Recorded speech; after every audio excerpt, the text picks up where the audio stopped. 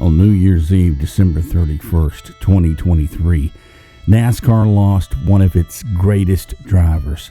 Of course, I'm talking about the legendary Cale Yarborough. William Caleb Yarborough was born March 27, 1939 in Timmonsville, South Carolina. Cale's father, Julian, was a tobacco farmer and cotton gin operator who also owned a local store. Sadly, when Cale was 12 years old, he would lose his father in a private airplane crash. Yarborough was a high school football star at Timmonsville High School and played semi-pro football in Columbia, South Carolina for 4 seasons, and he was also a Golden Gloves boxer. He made his first attempt in the Southern 500 as a teenager by lying about his age, but he was caught and disqualified by NASCAR. Finally, in 1957, he would make his debut in that race, driving the number 30 Pontiac for Bob Weatherly, starting 44th and finishing 42nd after suffering hub problems. He would run again for Weatherly 2 years later and finish 27th. In 1960, Yarborough ran one race and had his first career top 15, a 14th place finish at the Southern States Fairgrounds. He would run the Southern 500 again in 1961, driving for Julian Bosick. Cale would come away with a 13th place finish in that race. In 1962, Yarborough ran 8 races for Bosick, Don Harrison, and Wildcat Williams. He earned his first top 10 at the Daytona 500 qualifying race when he finished 10th. Throughout the 1960s, Cale would drive off and on for Banjo Matthews. He would also drive for other owners such as Herman Beam, Ray Osborne, Holman Moody, Gary Weaver, Tom Spell, Lester Hunter, Sam Fogel, Kenny Myler, Seifert Racing, Reed Shaw, and the great Wood brothers. Also, he would drive 1967 and 68 for Bud Moore Engineering, and again for the Wood brothers in 69. In 1967, Cale would win twice for the Wood brothers, winning the Atlanta 500 and also the Firecracker 400. But he dropped to 20th in the standings because he only ran 17 races that year. And in 1966 and 1967, Cale would try his hand at IndyCar racing, running the Indianapolis 500 those years. After running the season opener in Middle Georgia in 67 for Bud Moore Engineering, he finished 21st. Yarborough ran the rest of the season for the Wood brothers, winning his first Daytona 500 in a duel with Leroy Yarborough. He won the Firecracker 400 that year, which made him the second driver in history to sweep both Daytona events. And his first Southern 500 garnered a total of 6 wins that year. He ran a limited schedule. He finished 17th in the points. The next season, he won his 3rd straight Atlanta 500, along with the first NASCAR race at Michigan International Speedway, the Motor State 500, and he would also gain 6 pole positions that year.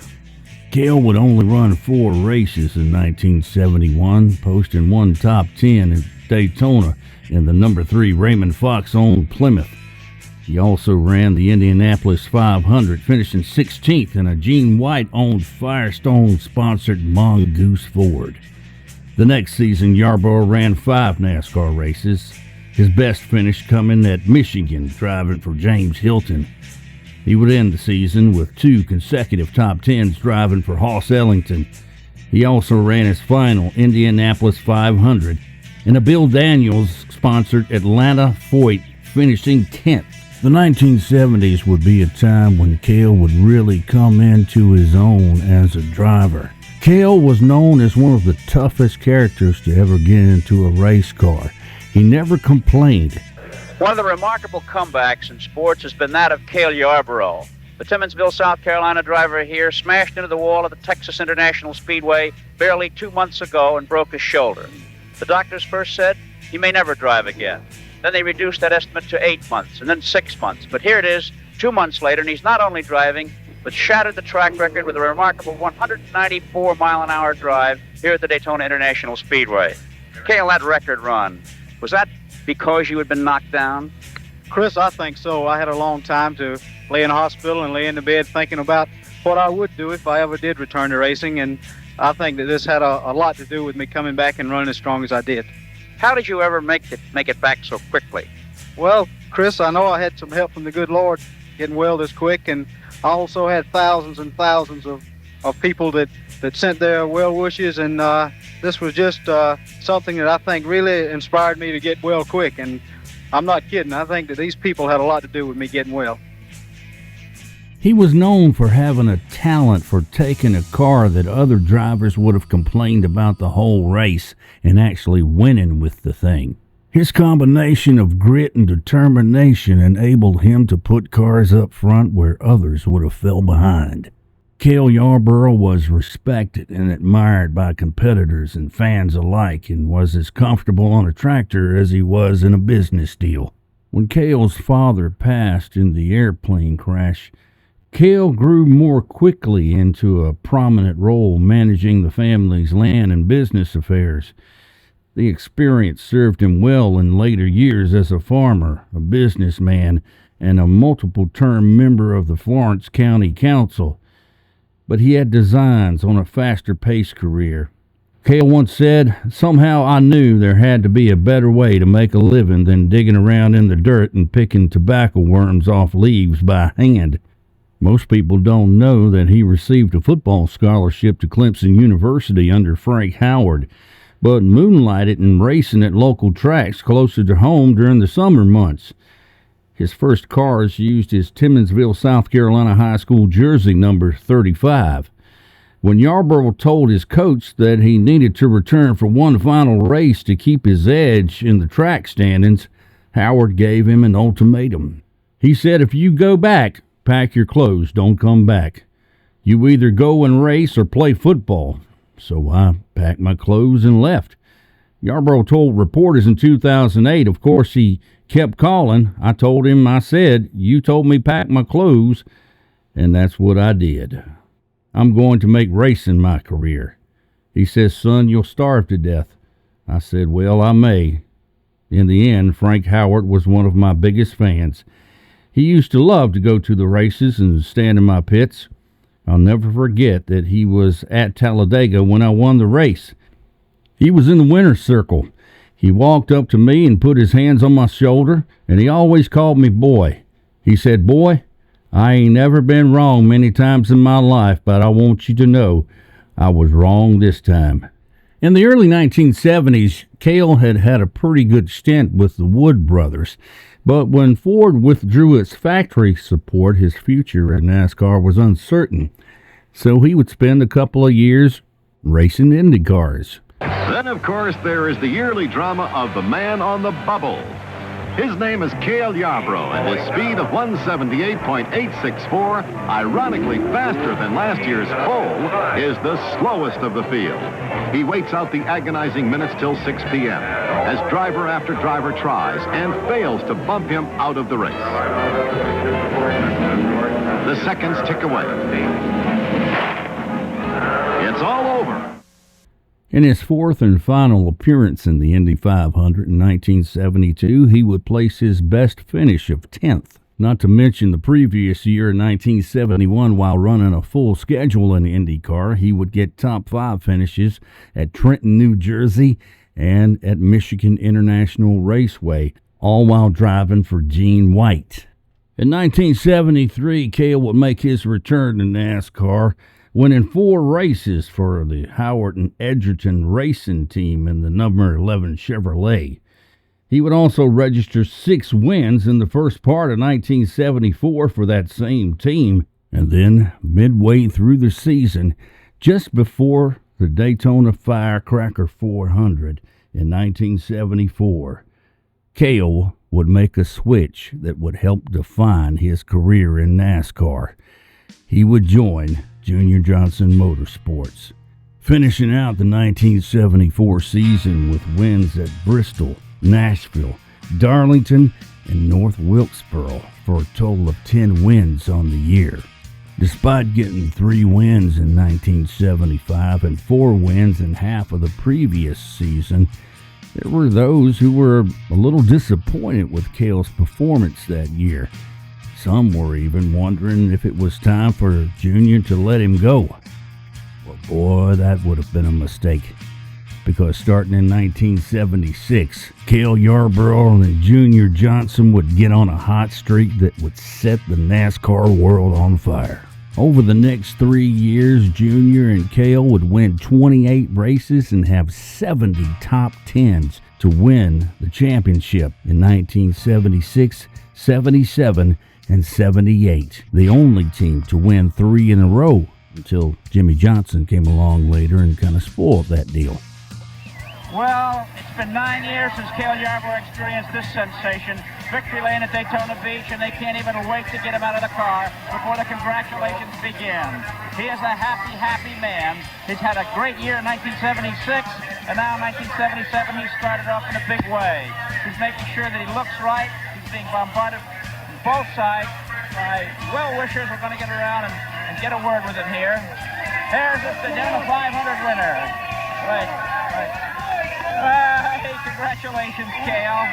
Thank you. It was a good day, Chris. It's been a good week, Chris. We took everything they threw at us. We won all 3 of them. Remember 9 years ago? I sure do. It's even sweeter now. Even sweeter now than it was then. Yeah, well, let him get a drink here. Take your time, Cale. We got... Here's Betty Jo. You happy, honey? I certainly am. I predicted this the other day. He worked awfully hard for You it. saying any prayers? We certainly did. We walked back and forth and said, So do thank the good Lord for a good, safe race, too, Chris. It was a good one all day. Well, it certainly was. Cale, a couple of laps in the end there, you broke away from Benny. Was that something you did or problems he had? No, well, Benny, right at the end, Chris, I picked up a car or two on him, and I got to cut back and lost him, shook him off. Just the traffic helped me break away from him, so that did it. This Holly Farms Chevrolet ran like a scalded chicken all day, though. What was going through your mind the last 5 laps, Cale? Well, all I could say, was, Lord, just let it hold together. I saw your daughter over here. Is she around? Where's Julie? She. Julie? Come on up here, Julie. Your whole Yarborough family is here. It's a great family. It's done a lot for racing in the United States. Come on up, honey. Which Yarborough. And who's this, Cale? This is not your daughter. It's your mother. Hi, Mrs. Yarborough. The happiest day of my life, other than when he was born, and they said it's a boy. There's no place in an auto race like Victory Lane. Okay, from Victory Lane, back to you, Jim. All right, Chris. 17 years ago, Junior Johnson won the second Daytona 500 ever run. He's the owner of the car that was driven by Cale Yarborough to victory today. Richard Petty once said of Yarborough, it didn't make no difference if he was 2 laps behind or 20 laps ahead. He drove that car as hard as he possibly could. And then, of course, that brings us to 1979. The infamous race that everybody talks about. I was 12 years old at the time, and it was the first NASCAR race I remember watching on TV. And from that moment on, I was hooked. Now, everybody always talks about the fight at the end of this race, and it's been talked about until I don't think it can be talked about anymore. I don't think I could shed any further light on what happened at the end of this race other than to recognize that race and that incident being the first race that was covered in its entirety on national television is what put NASCAR on the map. Let's watch those third-place cars. They're out of it. Who is going to win it? Coming down, Richard Petty is now pulling out in front. Darrell Waltrip is in second. A.J. Boyd is in third. Here they come. Waltrip trying to slingshot. Petty is out in front at the line. Waltrip to the inside. Petty wins it. Down on pit road, it has gone crazy. The Petty crew is out there jumping up and down. Petty has won it. Richard Petty has won his 6th Daytona 500, and the crowd here are going absolutely mad. Well, there he is. After a full year without a win, as the 2 leaders tangled in the back straightaway, they threw the block. It didn't work. The hopes for Donnie Allison vanished. Cale Yarborough trying to win his 3rd. He's out of it. A sad moment for these people, but for Richard Petty, hurt all of last year, driving most of the year with a broken and battered body. He comes home a winner today after 45 straight losses. The 18-year-old son of Richard Petty, Kyle, out there waiting for his father. They have both. There's a fight between Cale Yarborough and Donnie Allison. The tempers overflowing. They're angry. They know they have lost. And what a bitter defeat. It's difficult to tell from here, but whatever happened shouldn't really have happened. At the end of the 1980 season, Cale was seeking to run a limited schedule so that he could spend more time with his family. So he would leave Junior Johnson and in 1981 would join MC Anderson Racing. In March of that year, Cale would obtain his first win with that team at the Atlanta Motor Speedway in the number 27 Valvoline Buick. For the next 2 years, Cale would enjoy moderate success with MC Anderson. However, at the end of the 1982 season, a misquote in the press would push MC Anderson in a corner somewhat. A newspaper article had said that MC Anderson said that if Cale would not agree to run a full schedule, then he would dissolve the team. Now, although Anderson did indeed want Cale to run a full schedule, the quote in the newspaper is widely believed to be false. At this point, Anderson began to feel that he had been backed into a corner. Although he didn't make the statement, he felt the public had perceived that he had said it, and so therefore to not follow through with it would make him look like someone who didn't keep his word. And he was the type of businessman who didn't want to risk that stain on his reputation. And Cale, on the other hand, had made it quite clear that he had no intention of going back to running a full schedule. So at the end of 1982, he would sell the team to Raymond Beadle, and it would become Blue Max Racing with driver Tim Richmond. The following year, 1983, Cale would sign to race for Rainier Lundy Racing. His inaugural race with the team, the Daytona 500 of that year, was a spectacular event. He would be driving the number 28 Hardy Chevy Monte Carlo prepared by Waddell Wilson, and he would go out and set a new Daytona qualifying record of over 200 miles an hour. However, on the second lap of his qualifying run, the car would become airborne and would become completely destroyed. Now, over the years, many rumors have circulated about the replacement car. Some have said that they simply went to a local Hardee's and pulled a show car that was sitting in front of the store. However, many people around the event have said that this was false, that they simply went back to the shop and brought in another car. Either way, the Pontiac Le Mans that he would go on to win with was never meant to run in that race. Going down the back straightaway, moves in. Going underneath David Pearson in car number 16. Here's Cale Yarborough in the camera car leading the Daytona 500. Clear sailing up in front of car number 28 as you witnessed from the driver's seat. It is Cale Yarborough in the lead. Rutland into second. Here's Richard Brooks coming down the line, and here's one car trying to get in front of him. Oh, that's Darrell Waltrip. It is Waltrip. Out of control, he slams the wall. He's gonna get almost nails Yarborough. I don't understand. He may have been trying to make up a lap. I think he was trying to make up a lap. That's exactly what it was. Yep. Darrell Waltrip was trying to make up a lap. Let's talk to Cale Yarborough. Cale Yarborough, can you hear us? I hear you, Ken. Go ahead. Looked like that. Did you think that a number 11 car was going to take you out? I didn't miss him by about an inch. That was mighty close. Have you ever had one closer that you got away from? I don't think so. That's pretty close, Ken. I got to tell you, that was closer than any of us thought. We're looking at it now, and Cale, it looks like he missed your rear quarter panel by a matter of inches as you sailed past him there.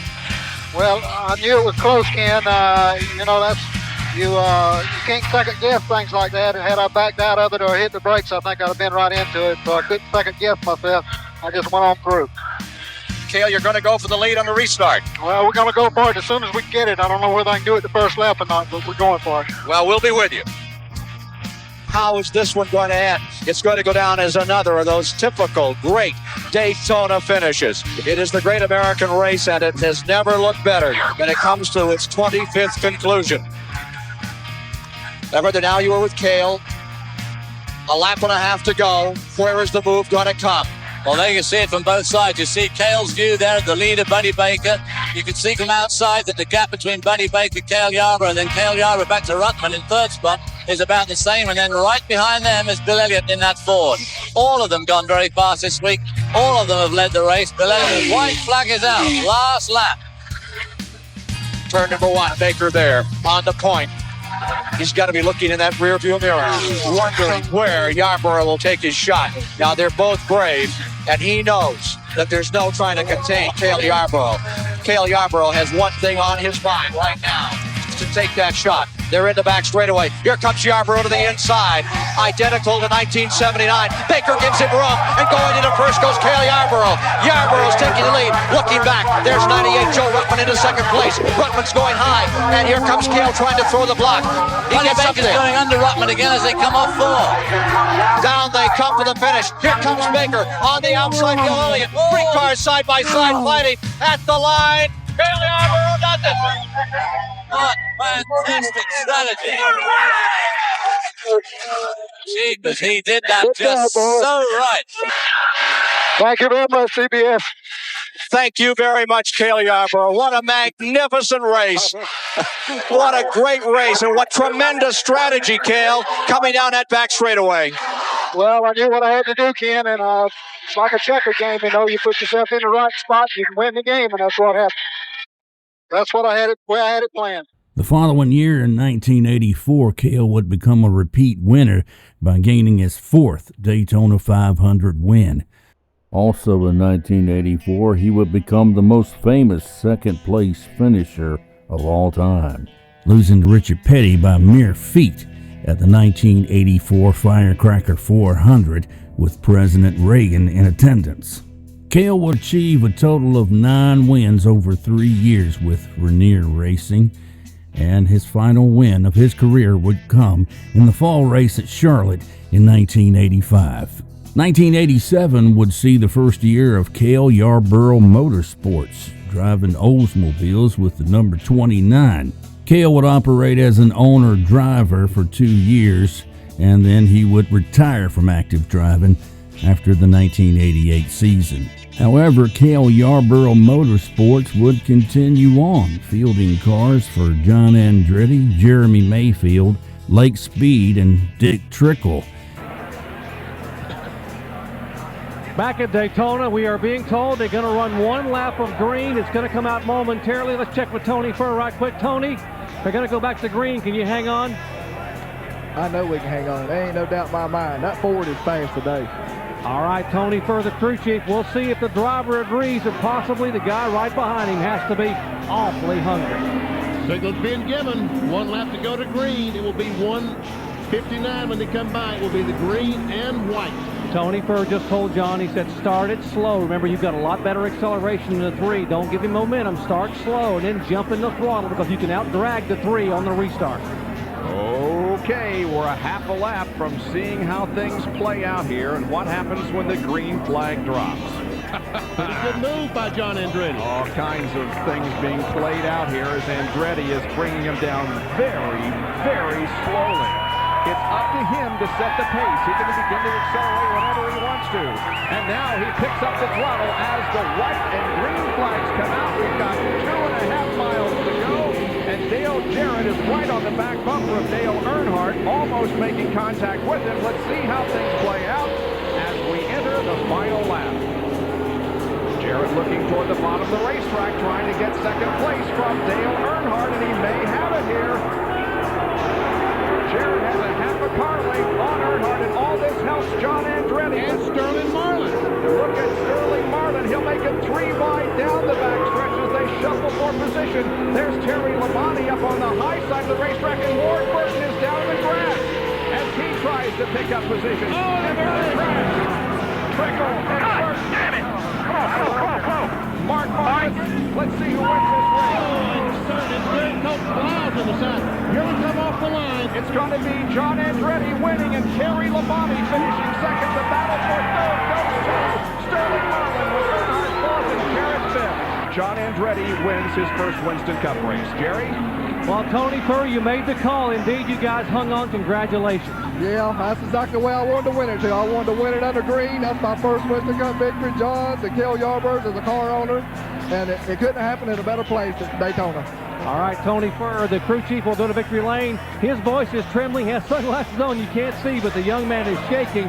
What a great way for John Andretti to get his first win. In the year 2000, Cale Yarborough Motorsports would close shop for good. Cale's accomplishments in the sport are many and impressive, including 3 Winston Cup championships, a 1984 IROC championship, 4 Daytona 500s, and 5 Southern 500 victories. But they still don't even scratch the surface of the character, the tenacity, and the determination of one of the toughest drivers NASCAR has ever seen. In 1998, he was voted one of NASCAR's 50 greatest drivers. In 1993, he was inducted into the International Motorsports Hall of Fame. 1994, he was inducted into the Motorsports Hall of Fame of America. And then finally, in 2012, he was in that year's class to be inducted into the NASCAR Hall of Fame. The irony about Cale Yarborough is that he's greatly remembered for a fight in the infield in 1979, when by all accounts, or at least most people's account, he was one of the nicest guys you'd ever want to meet. He was a soft-spoken Southerner with a South Carolina drawl who could get his dander up if the occasion called for it. And like many of his peers from that era, he was bigger than life. So even at the age of 84, on December 31st of 2023, it was a shock to hear of his passing. I was a big fan of Cale Yarborough, not just the driver, but the man. He'll be greatly missed. He was a character, the likes of which you'll likely not see in NASCAR again.